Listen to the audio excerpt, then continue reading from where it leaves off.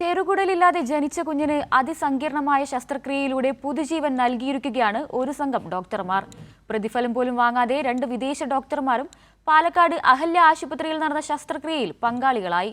പാലക്കാട് സ്വദേശികളായ ദമ്പതികളുടെ 1 വയസ്സായ മകൾ അമാനയാണ് അപൂർവ ശസ്ത്രക്രിയയിലൂടെ പുതുജീവൻ നേടിയത്.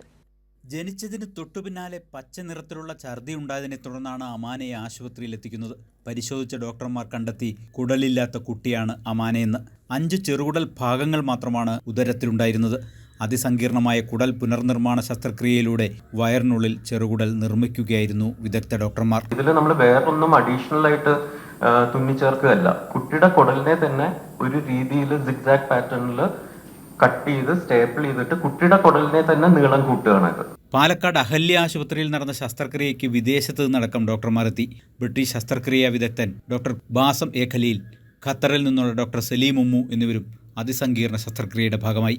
പ്രതിഫലമോ യാത്ര ചെലവ് പോലുമോ ഇരുവരും വാങ്ങിയിട്ടില്ലെന്ന് അഹല്യ അധികൃതർ അറിയിച്ചു. ലക്ഷങ്ങൾ ചെലവ് വരുന്ന ചികിത്സയ്ക്കുള്ള പണം ക്രൗഡ് ഫണ്ടിങ്ങിലൂടെയാണ് കണ്ടെത്തിയത്. ഡോക്ടർ ബാസിമും ഡോക്ടർ സലീമും were generous enough. They didn't take a single rupee. 1 രൂപ പോലും വാങ്ങിയില്ല. അവര് വന്നതും പോയതും എല്ലാം ഫ്രീ ആയിട്ടാണ്. അവര് നമ്മളുടെ സർജറിക്ക് പൈസ വാങ്ങിയില്ല. നിലവിൽ 1 വയസ്സുള്ള കുട്ടിക്ക് ഇതുവരെ ആഹാരം കഴിക്കാൻ സാധ്യമായിരുന്നില്ല. പോഷകങ്ങൾ, കാർബോഹൈഡ്രേറ്റ് തുടങ്ങി ശരീരത്തിന് അത്യാവശ്യമായവ ഞരമ്പുകളിലൂടെ കുത്തിവെച്ചാണ് ഇതുവരെ ജീവൻ നിലനിർത്തിയത്. ഇപ്പോൾ നേരിയ അളവിൽ കട്ടിയാഹാരം നൽകി തുടങ്ങിയിട്ടുണ്ടെന്നും ശരീരം പോസിറ്റീവായി പ്രതികരിക്കുന്നുണ്ടെന്നും ഡോക്ടർമാർ അറിയിച്ചു. കൈരളി ന്യൂസ്, കൊച്ചി.